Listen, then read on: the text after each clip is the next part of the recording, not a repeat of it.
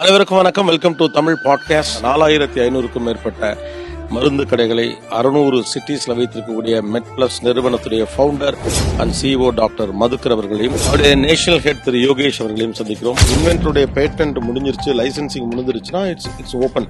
அதை யார் வேண்டுமானாலும் தயாரிக்கலாம். அதுக்கப்புறம் ஆட்டோமேட்டிக்கா அது எல்லாமே ஜெனரிக் தான். மறுபடியும் அப்போ உங்களோடதும் ஜெனரிக் தான் இல்லையா? அப்படி பார்த்தா இந்தியாவில் 80% மெடிசன்ஸ் வந்து ஜெனரிக்னு சொல்லலாம். அப்ப எல்லாமே ஜெனரிக் தானா? ஜெனரிக் ஸ்டோர்ஸ்ல விற்கிறவுடைய மருந்து மட்டும் எப்படி விலை குறைவா இருக்குங்கிறத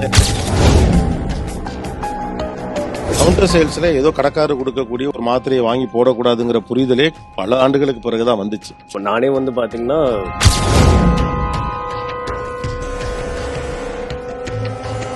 how can I test this?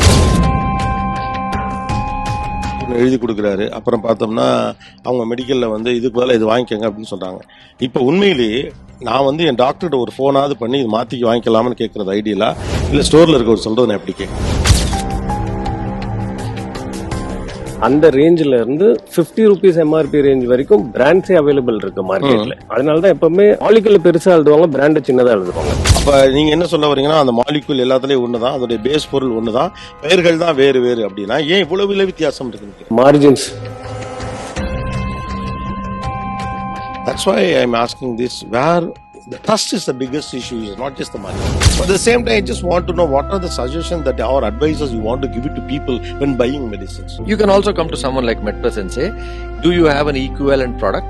And if so, what is the discount? If you want to save money, you can do that. Counter salesல மருந்து வாங்கலாமா கூடாதா? இப்போ நாங்க ஸ்மால் டவுன்ஸ்ல எல்லாம் இருக்க போனா we don't go to doctor much.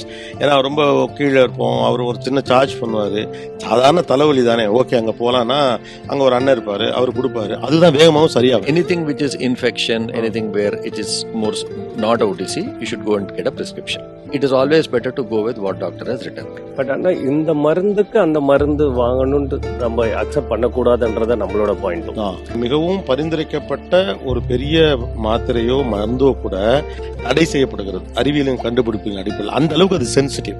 ஒமீஸ் இல்ல பேண்டி சாப்பிடுங்க, ஓகே 10 கொடுங்கன்னு கூட வாங்கிட்டு வந்து சாப்பிடுறாங்க. It is just happen, just simply happen.